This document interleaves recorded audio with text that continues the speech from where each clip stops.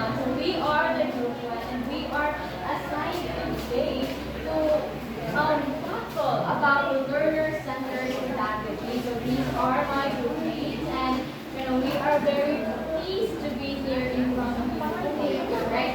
So before we start, may I request everyone to please stand for the prayer.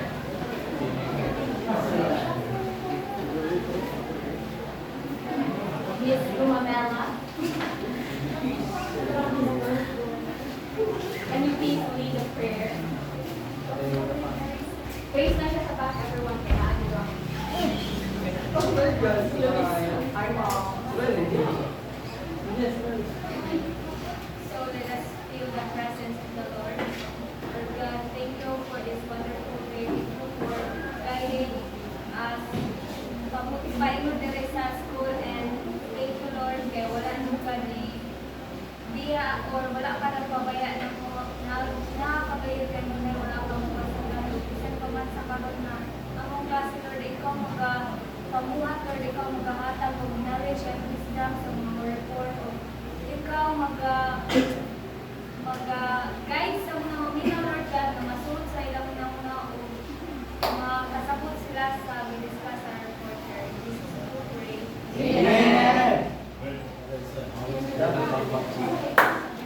Alright, so before you sit down, everybody, please check sa inyong ubusin yung mga basura. Pwede na namin mga basura. And if not, pwede na mo mga Alright, so good morning once again. Good morning, From the screen, we have here the learners. We have here the learner-centered pedagogy. So by pedagogy, what do you masunod sa inyo kanang-una ikuan tag learner-centered pedagogy? By the way, what is pedagogy? Yes, according to Mariah Webster's dictionary. So learner-centered pedagogy is kanang art of teaching or the profession of teaching nga learner-centered. And by learner-centered, we mean na it is focused, yes, we see. By learner-centered pedagogy, we mean it means that the teacher serves only as a facilitator, whereas the learners, sila ang model or sila ang research. Their own way na makagawa ng mga topic, English. So yeah, mo siya, ang student mo siya ang mag-discover, learn sa ano na topic, whereas ang teacher is facilitate sa ano. Thank you, Miss Lee. Alright, so ang tagaan si Miss Lee og masibang papa. So learner-centered pedagogy, according to Miss Lee, is we are giving the learners, the students, a chance to explore the topic or the lesson themselves, no? And the teacher only acts as a guide or a facilitator to the students. Alright.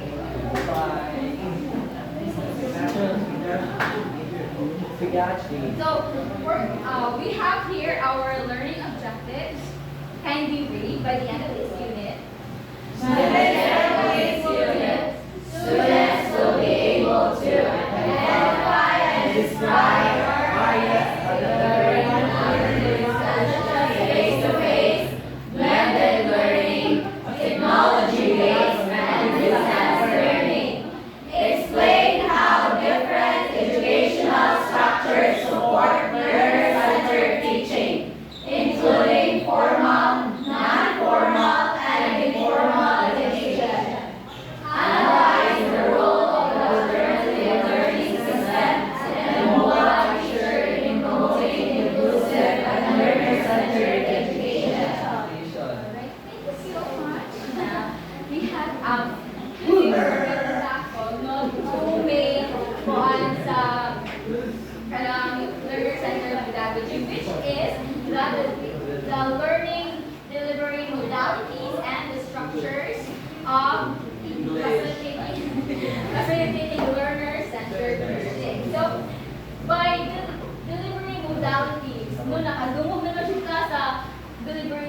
modalities. Kung sa may yung mahinungduman, ano itong delivery modalities?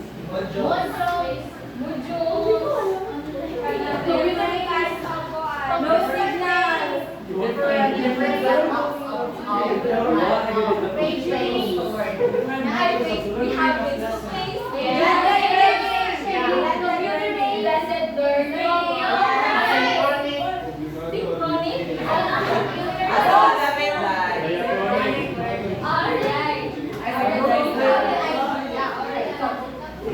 School opening will not necessarily mean traditional face-to-face learning in the classroom. So, dili din na makatulong na sa kuan delivery modalities ang mga kandidat ay kanang face-to-face and traditional din sa kanang like kuan siya mga bata diri sa eskwelahan. Aday lain-lain or different or varied ways on how the students learn, on how the teachers deliver their knowledge to the students. Alright, so we have 4 main delivery modalities. Right, so for the first delivery modality, it would be very obvious. Face-to-face. Yes, it will be face-to-face. Alright, so before that, ato sa mata ko, no?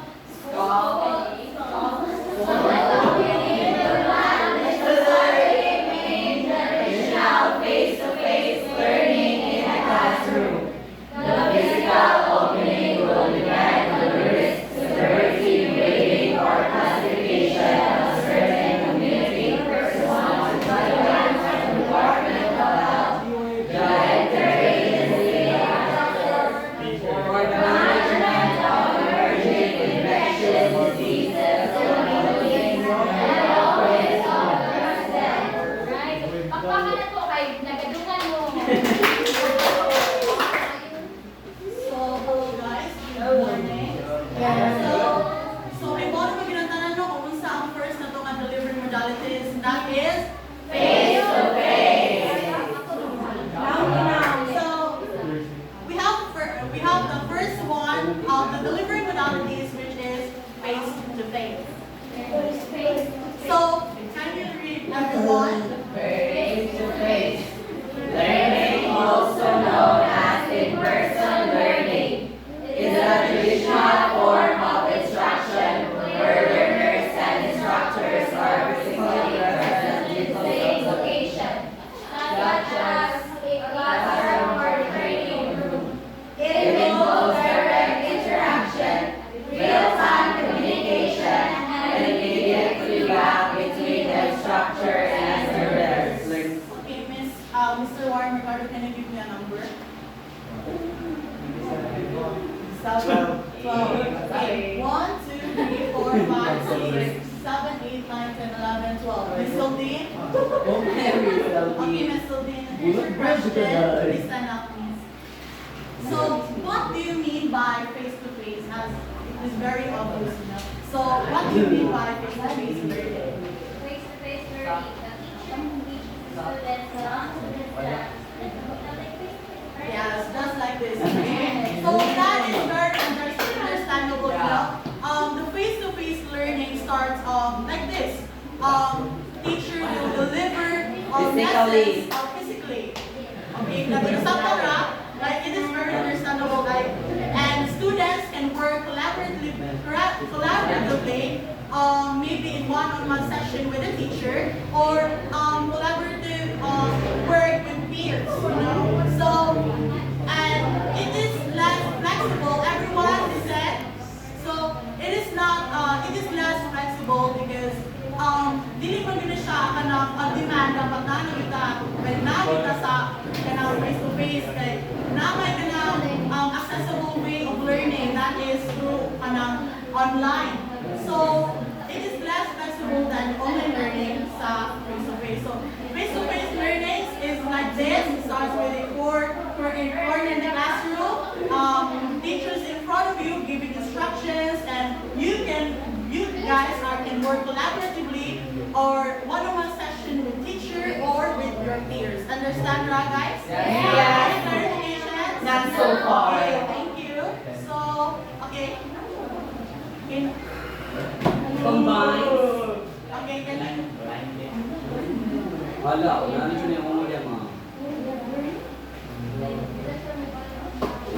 balik sa akin, mga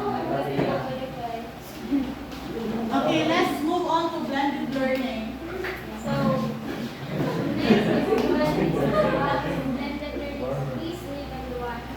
This refers to a learning delivery that combines face-to-face with training or mix of online distance learning, modular distance learning, and TV or radio-based instruction. Blended learning will enable the schools to limit face-to-face learning, ensure social distancing, and increase the volume of people outside the home at a given time. Blended learning from the word itself. Blended. Meaning, Yes. yes, it will be Buta. face-to-face or modular like. Blended. So, blended learning has 7 types. So, ang first na type is flipped classroom. So, paminaw mo kayo, wala nang input sa Ano man, ma'am? So, flipped classroom, students learn using online and attend class for discussion and activities. So, means mag-chat sila sa online before i-discuss sa face-to-face. Okay. So, next is face-to-face members. Just like karon latong class. And next is rotation. Students rotate between online and offline learning stations. So rotate meaning magbalik-balik na ka ng kuhaan. Kanang delivery methods. Like na for example, karon is na mag-online ka. And then the next day is bang ka ng face-to-face na po. Then So next is flex model. Online learning with flexible scheduling and face-to-face support. So same natin sa kuhaan. Classroom. Next is online.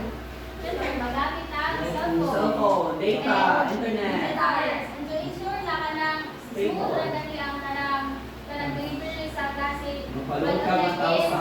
Stable ang internet connection. Next is self-led. Students choose online courses to supplement traditional classes. So, Lester, kanang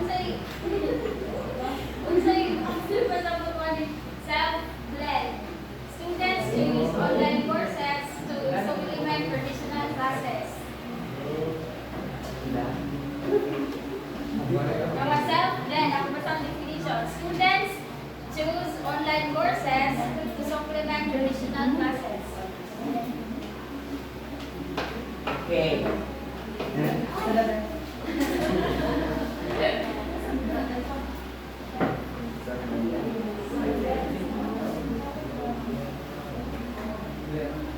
Sa mga estudyante, nag-choose sila online yung mga courses Ito yun. para ilang ma-supplement ang traditional classes Mag-supplement ka ng i-supplement ang traditional class. para ma-apply nila ang mga traditional classes. So yes. So motto ang example sa self-led. And next is embrace virtual.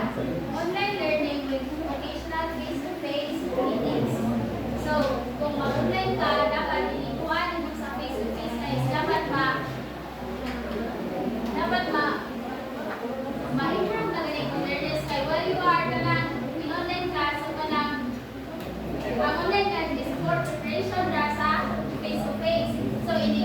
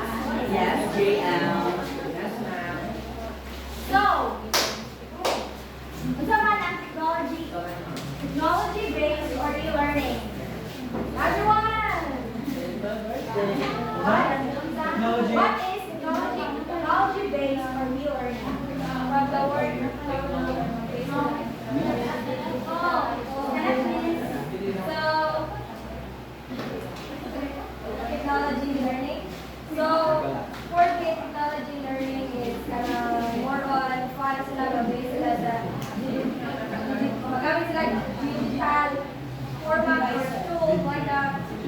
Yes. So technology-based or e-learning is online class. And then the teacher delivers a lesson online. So can you read everyone? Teachers remotely deliver lessons to students using video sharing platforms such as Zoom, Google Meet, etc., and virtual classrooms such as Google Classroom. Teacher is to deliver lessons through online technology. Give an example. Like Miss Carillo. Okay. Example, yeah. Wala sila yes. Wala sila, so may alternative na gamitin ang Technology-based e-learning. So, the online distance learning or OEL relies heavily on the internet since it serves as a facilitator between the learner and the teacher. So, pag COVID, di ba? Internet mag-facilitate between the students and teachers. Kaya walang internet, di wala sila, yun sila Sa klase. Alternative of online. Technology. And the online learning is mainly broken down into two categories. Gerald, ano na yung kanina? Synchronous.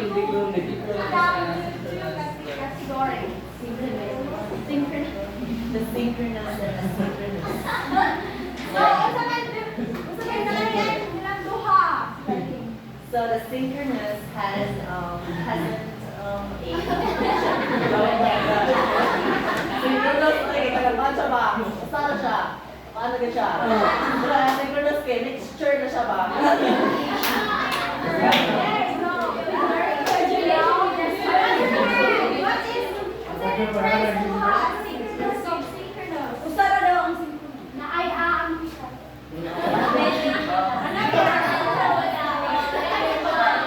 Nice try, babe.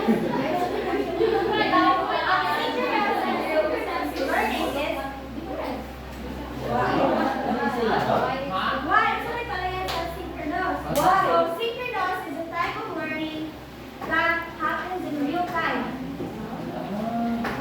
Kaya asynchronous, kaya nana siya sa Type ko sa online learning wherein ang teacher and one student is nag-discuss. Like for example, pag pandemic, si teacher is nag-discuss and then ang students nag-yapon. Naminaw. Yaw-yaw, mama. Ang synchronous communication is occurs in real time and hindi ko siya pwede madelay kay for example, kato si ma'am Gabales. pag-interview, di ba? Yes. Wala kasi hindi pwede siya ma-delay. Para diha, like, Lunch ko for me. yeah, and Anytime, so, asynchronous is, of course, through online channels without real-time interaction. Katong mga quizzes, real-time interaction, quizzes, hindi siya ba?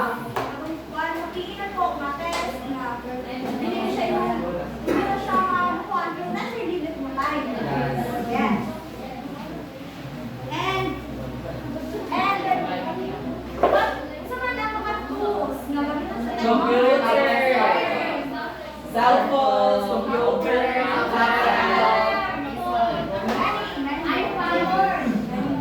So, what you're trying to siya, mag-base na sa technology-based learning kay kung wala sila, kung isa sila, wala tayong alternative, wala yung classmate, so hindi ka makakuha sa Hindi maka-learn.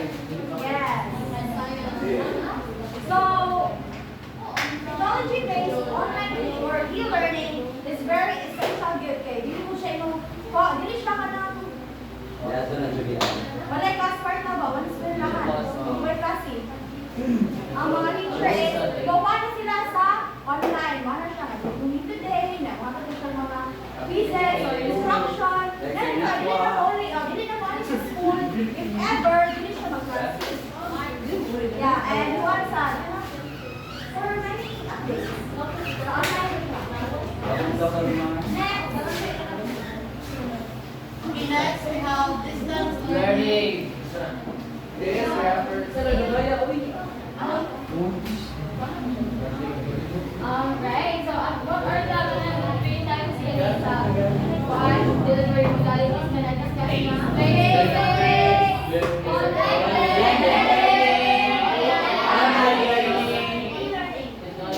technology based. Next, mukha din siya ang last, guide, and distance learning. So, fun. Chloe. Hi. So, when you hear the word distance learning, what comes to your mind? What's in your mind? Distance learning. Well, for me, distance learning, one, maybe nag-involve yung social technology para given layo mo, like distance ang kuwan ba? Like layo mo ba, like dili face to face ba? So maybe nag-involve yung social technology para ma-communicate and by that kanang mapadayon ra gyapon ng learning. That's all.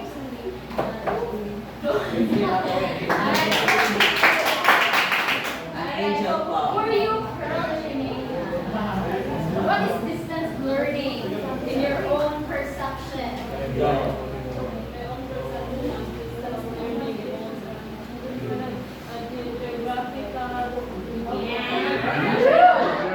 Nasyetical, oh.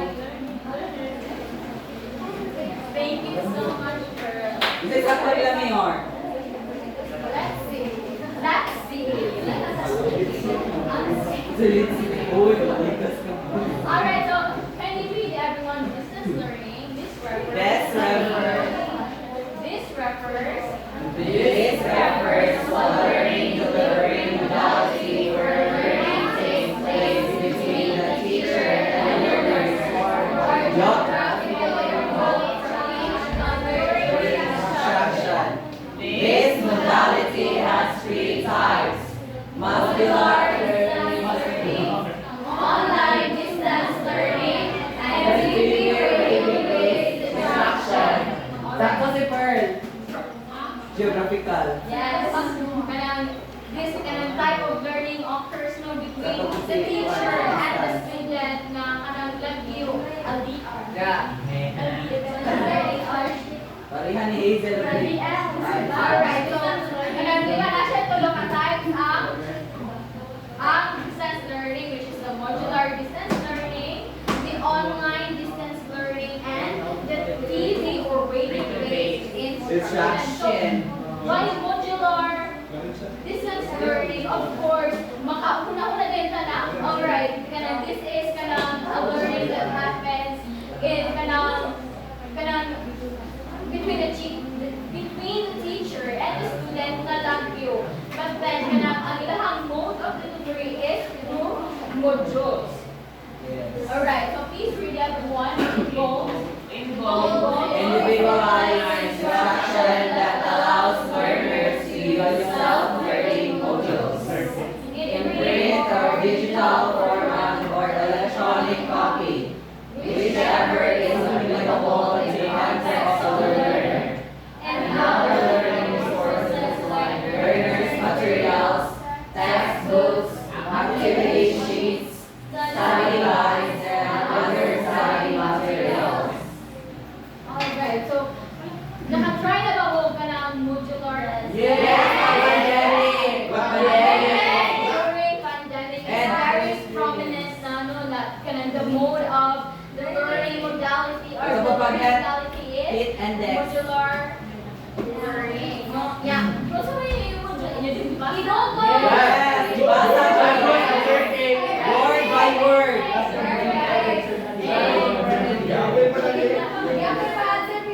Ako na siya nakapagod.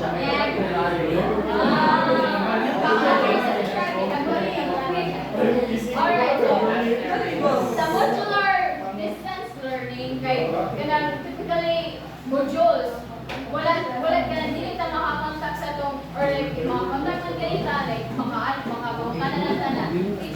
kanang ani kana pero kana mostly the learning happens sa atuang kaugalingon. It is self-learning. Magbasa ka sa module, you will research kung di ka kasabot, magtana ka sa YouTube,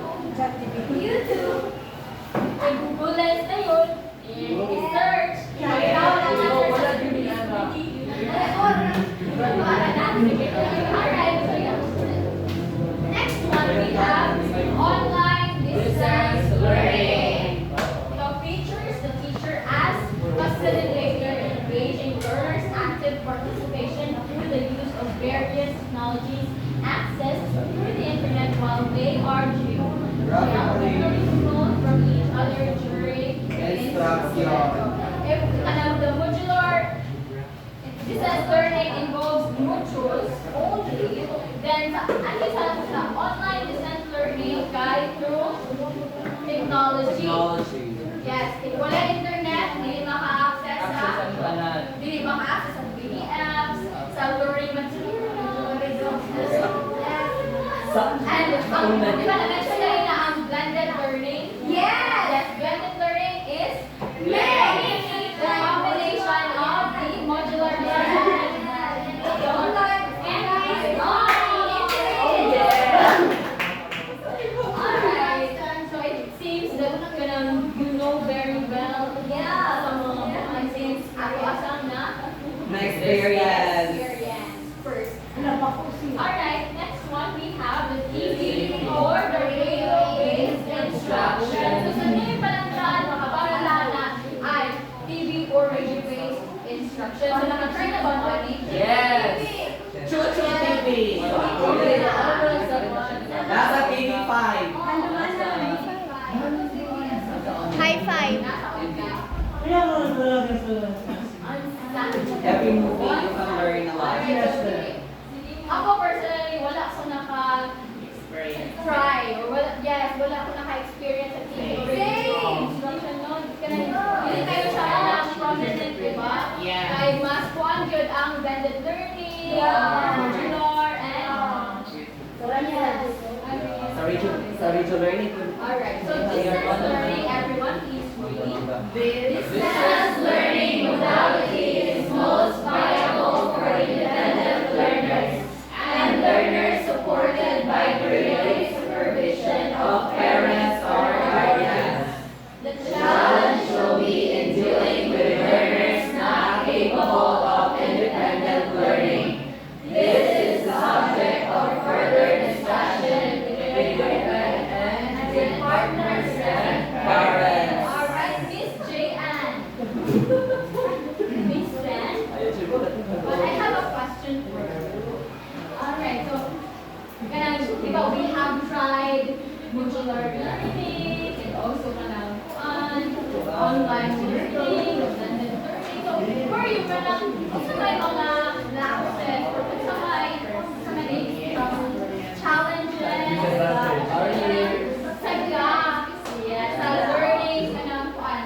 learning experience if kana ang ato ang hindi kuan and wala ta sa face to face. Sa distance learning kayo, ang mga challenges ay wala kay cellphone or wala internet na so dili ka mga-access. Kabuhat sa teachers ay mga. Malinaw si J.Ann sa gamot ko. Miss J.Ann, wala ko na kuman. Di ba, you are an aspiring educator, right? Alright, so what if? Kanang nagkuman nga mag-online distance learning ka kay for banda, for instance, Init lang, init. Yes, Init lang, init. and kanang naka-student nga kanang walay cellphone. Kung saan man mo pag-reach out sa yaha na mo kanang online learning, how will you kanang deliver your lessons to your students na walay cellphone? So, ako rin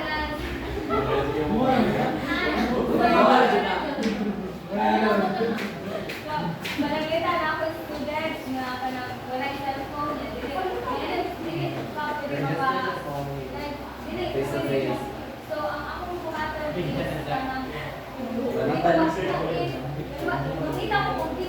tabang niya, naisip ko na pwede ko mag-message niya.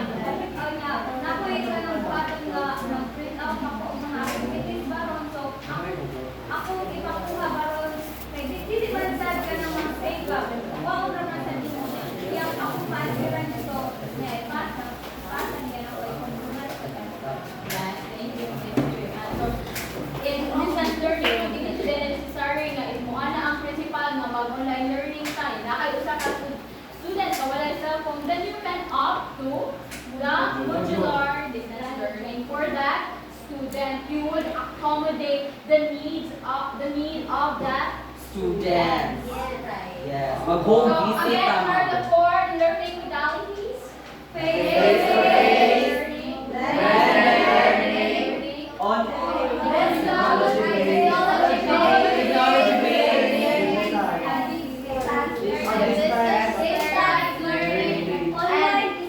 and what are the types of distance learning?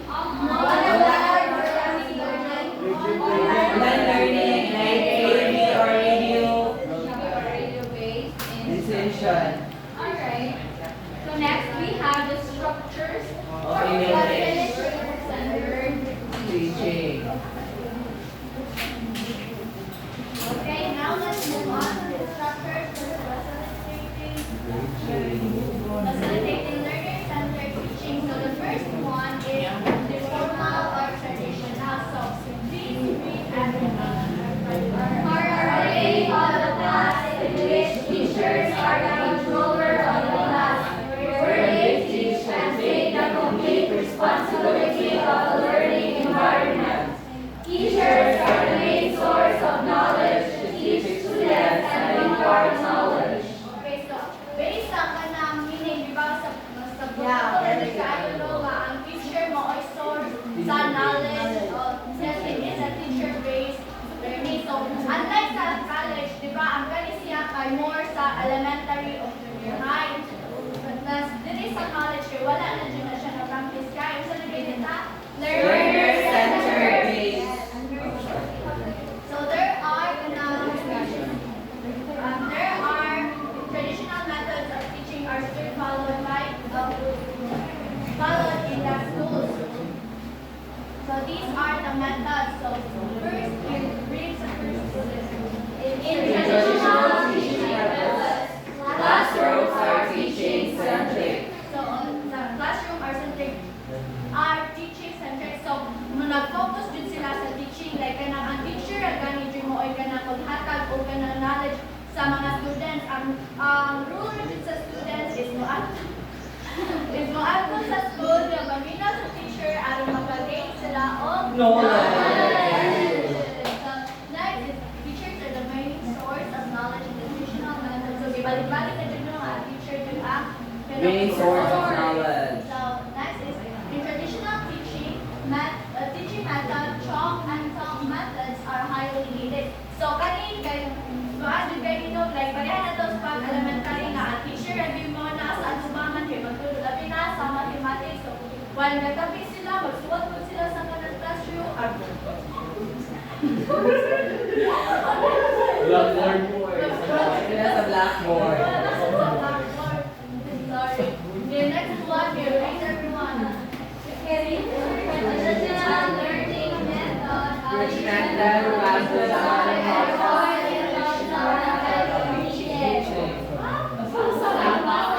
regimented. How Again. 1, 2, 3, go.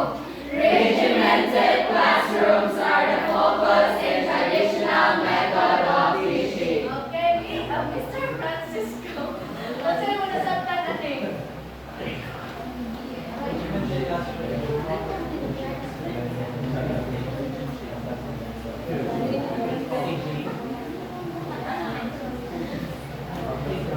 May I ask first what is Control. Control. Yes,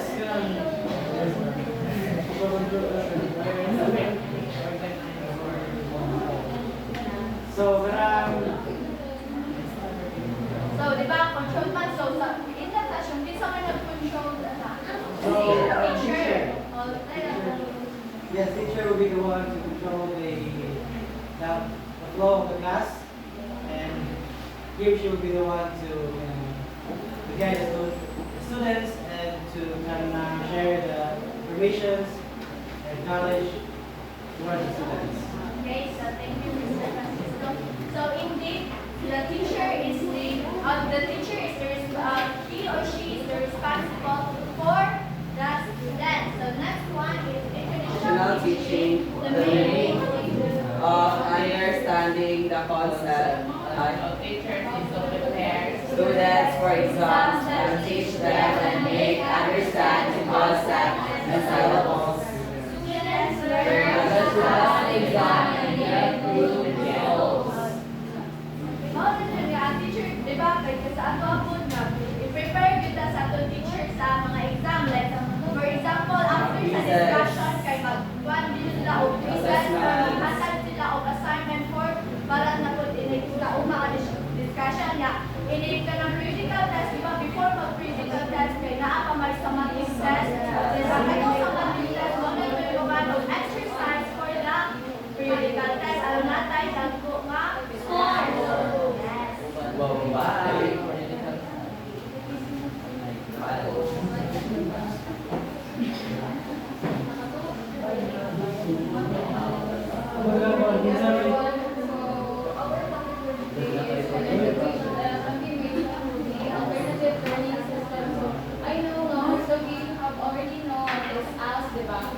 So kindly greet everyone. The alternative learning system is a parallel learning system in the Philippines that provides opportunities for out-of-school youth and adult learners to develop basic and functional literacy skills and access equivalent pathways to complete basic education. Alright, so ALS is a learning system na give the materials sa Philippines. Although dito naman sa Philippines, try to provide basic and functional literary skills to those people or kanang out of school youth, to those people na with disabilities, at sa ito pong mga tao na wala siya kanang gamay ito na knowledge No age or limit. wala access sa education. Ito pong game na material which is ito mga tambay. Yes.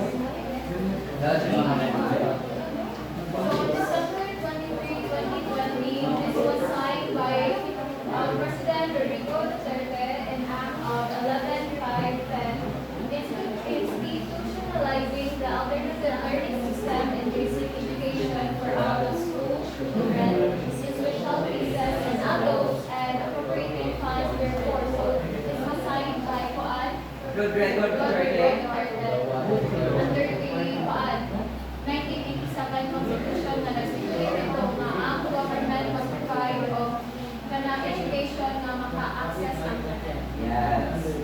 Hindi na nasa Philippines. So, isa may makakuan maka-access sa out of school youth. So, we have adult Filipinos aged 18 and above, out of school children in special cases. So, some cases po mga kuan.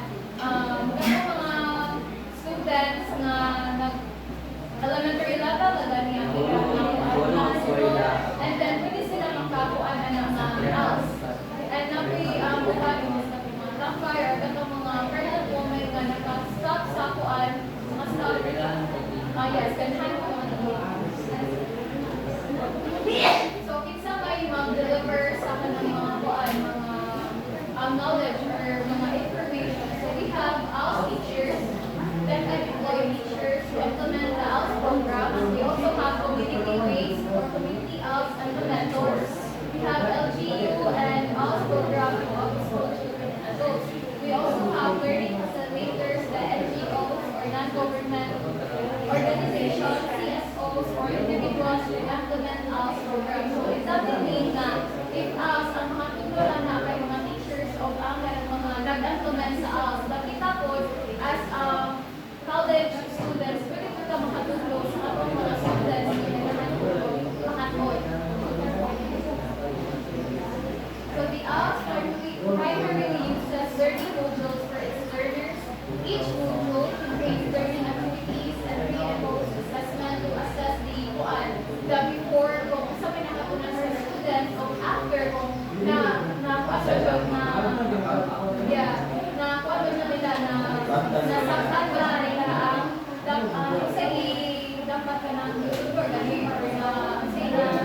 lesson sa module.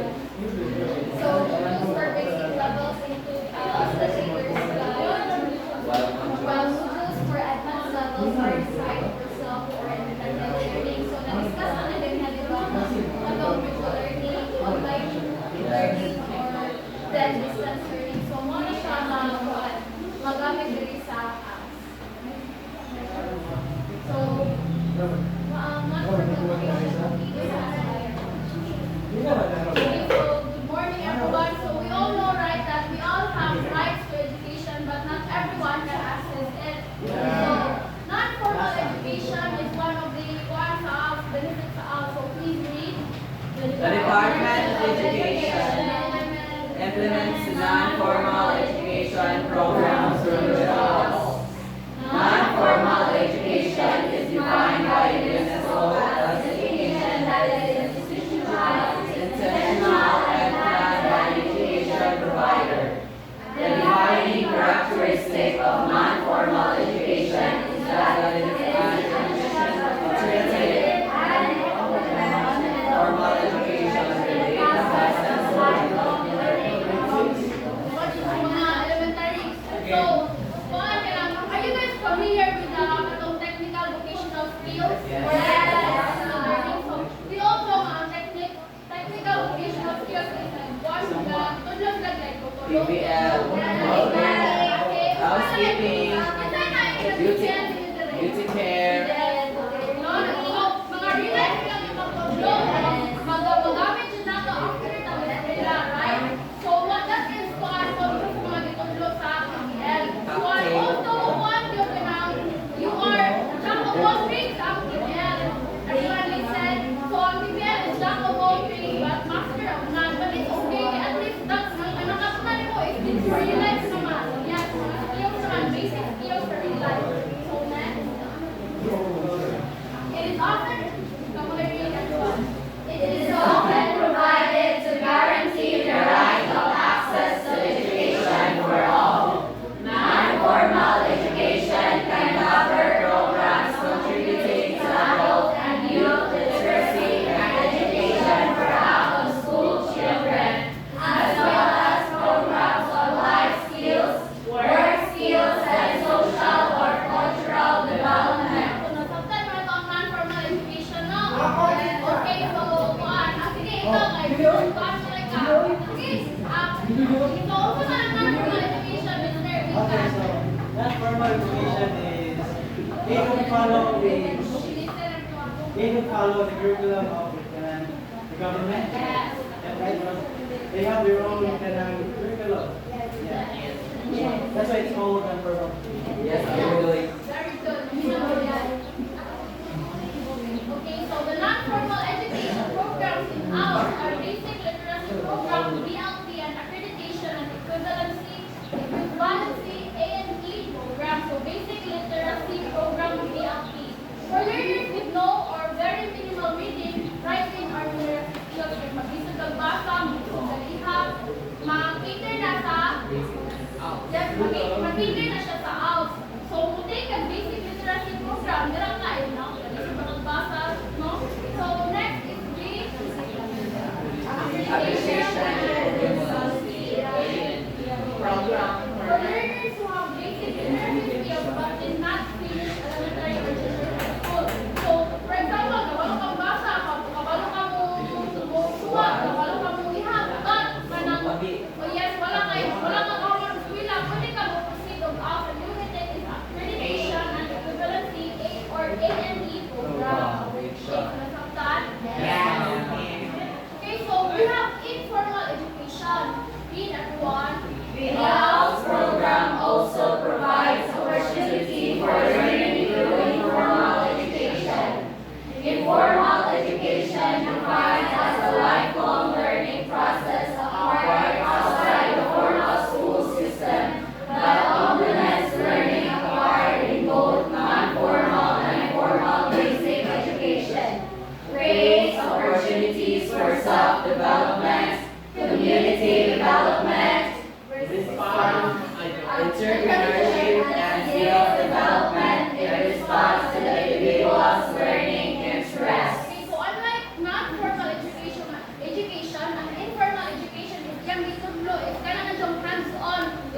pakuanan mo electronics, patahion mo, bake, something nga kanang kamo jud ba kana ka experience gyud, ipa-experience gyud ninyo ang itulo not is informal education. Sa pala informal education is ibang Nagsa, like kanang electronics, Grinder. Grinder. Oh yes, sakto.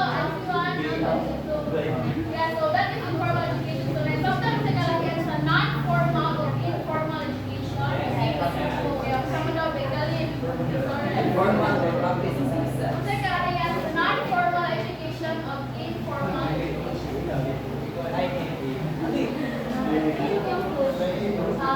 It's not formal, like wala i-follow kaya yung curriculum sila. So you mean not you follow I did ideas? that, like you okay, like all learning process like you do it have mga skills, yes, mas sila more focused. Yes.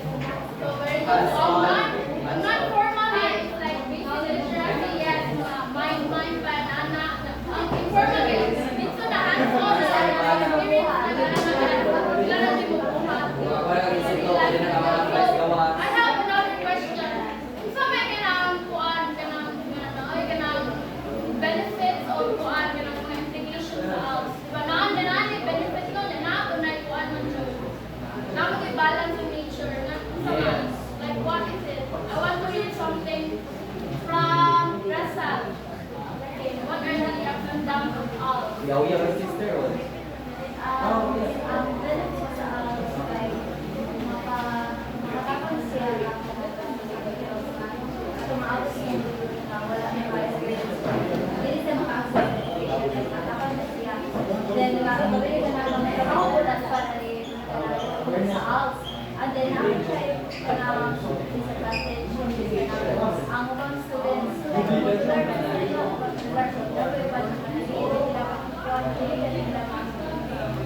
sila makita sa ilang education tungkol kay regular man sila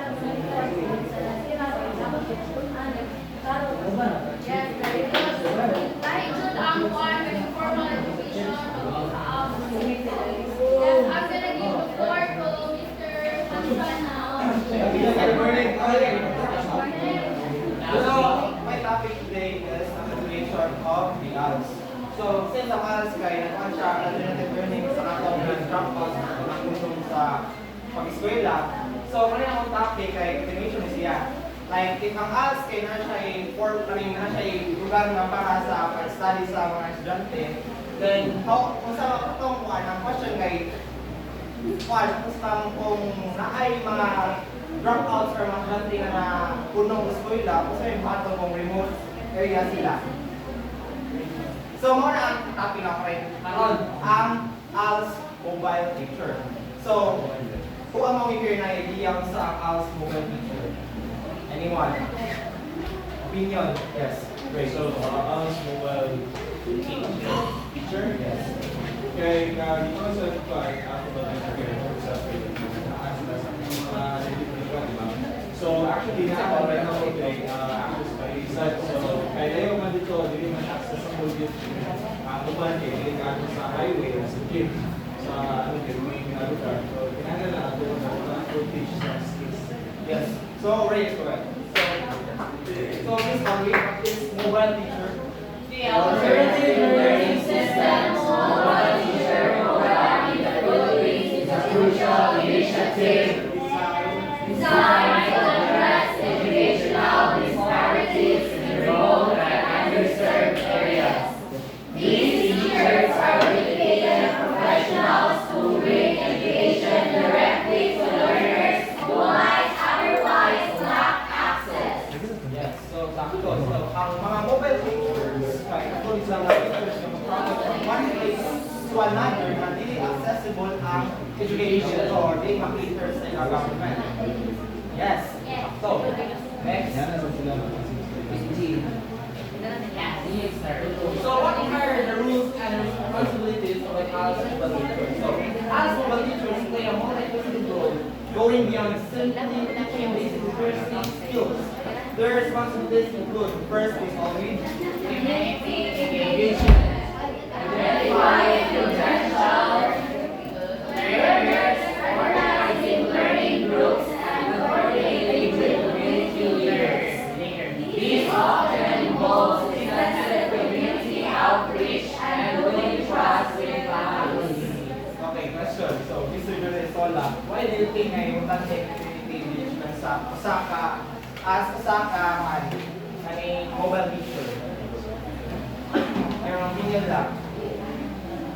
We all know na may mga lugar like malayo din sa eskwelahan. As a mobile teacher, you need to also ka dito that as a teacher, imo na sila engage then i-impart nimo ang knowledge nimo nga nahibaw-an through teaching them, involving them in the community and i-involve sa nimo like pwede ta kay kabawon ta ang malayo sa eskwelahan laki na sila og knowledge. So by engaging them as a community, they will build trust and they will gain knowledge. Yes, thank you. So, Mr. Jose is correct. So, as a mobile teacher guy, niya inarigag community engagement. According to my research din, nakita nila ako kanina sa YouTube, as isang mobile teacher kay sa ilang transfer from one place to another, may bubuyog sila o talon dito sa lugar ngayon. Sila kibaw, sila straight pa ng lugar. And then, muna yung kusod ang importance sa community engagement. Wala kayo mga nindot nga feedback or dili ka makainan sa mga tao ng community. So, for sure, hindi na makalimutan na makasinyo sa pagtulong sa mga bata. So, for additional information, di ay kayo. Muna ang mga qualifications as mobile teachers. So, first is a bachelor degree holders. And the second is a duly licensed professional teachers. Next. So, please all read. Needs assessment and curriculum adaptation. Conducting literacy assessments to determine learners' starting points. Adapting existing learning materials to suit local contexts and languages. And developing material. This requires flexibility and creativity to address diverse learning styles and needs. Okay, thank you. So, needs assessment and curriculum adaptation. Since we're talking ALSMAN, matakibaw sa grade level na hulong ka ng tao. So, kinahanglan ako assessment and curriculum adaptation to test their knowledge or knowledge of their capacity to learn. Muna, yung result si assessment and then ang curriculum adaptation guys, since magtutulong pa nila para i-continue lahat ng mga grade level na wala sila naka-continue, so na kayo makonect ito ang curriculum sa formal education ito. But not all, we all know na as education kay dili ang formal at dili siya pareha kung knowledge na mag-gain sa formal education. Bridging na siya para makakuha. Next is instruction and support. So, conducting learning sessions using ALS modules, providing individual, tutoring, counseling, and conducting home visits to support learner retention. This demands patience, empathy, and commitment to individualized learning. Yes, so since this ang mga dalan may remote areas and possible rin kayo walang signal or gusto ba transpo, so nilahan sila of support. Ano yung mga teachers, nila sila buo sila pagaling na panawag sa travel from one place to another. So that is like support. So since nagtabing tao sa ka mobile teacher, wala mo mapapala kung sila ang siguro sa mobile teacher. So according to my research, according to my the monthly gross salary for this position is approximately 20,100. Ay, kamay na siya sa regular. But additionally, as mobile teachers may be entitled to other benefits.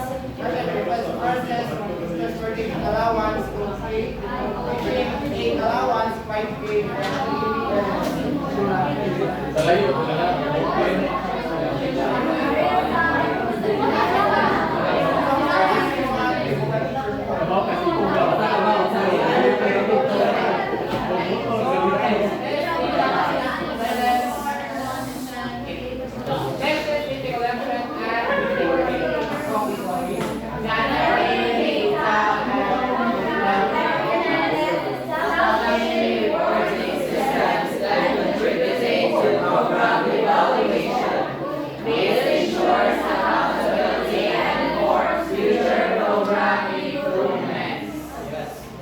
as mobile teacher, you need to gather data with that specific place and labs to know kung sa ilahan kung lesson or learning na yung mga inatan nila. And then, hatag sa reporting sa kuhan or feedback nila. So next. So program goals and impact. So the primary goals of us mobile teacher program are to increase literacy rates. So katong mga wala sa eskwela, mga nakulang, so mga nila teaching then improve the quality of life to underserved communities and make education more accessible to out of the school youth. Katong mga and adult, the program's success is measured not only by increased literacy but also by its broader impact on the development and the world. So, acknowledge ang magiging sa students sa formal education. Yes. And then the challenges, please, sorry. While the program has demonstrated benefits, all mobile teachers face unique challenges. These include working in remote areas with limited resources, adapting to diverse cultural contexts, and managing the emotional demands of working with vulnerable populations. The flexible teaching schedule, often without summer vacations, requires dedication and adaptability. So those are the challenges of mobile teachers. Wala sila sa amin bigla. One thing I will try to make sa as a mobile teacher, you need to be passionate of what you are doing and be consistent about class. So far that's all my topic.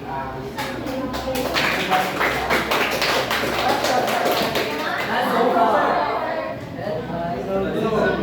Before we end this lesson or what, we would like you all to please all stand to help teacher taking.